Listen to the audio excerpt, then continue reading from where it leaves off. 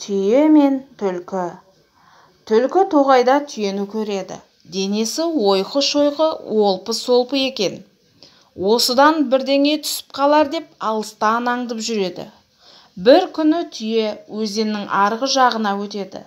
Оны бақылап тұрған түлкі: «Уа, түйе, су терең бе екен?» деп сұрайды. «Терең емес, тізеден ғана».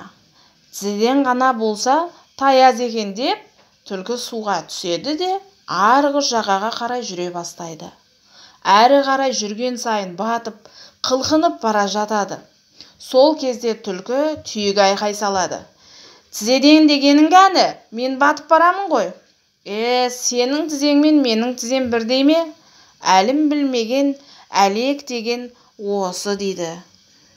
Құрметті менің кішкентай балапандарым, келесіде бұдан да қызықты ертегілер тыңдағыларың келсе, менің арнама тіркеліп, лайк басуды қалдырамын.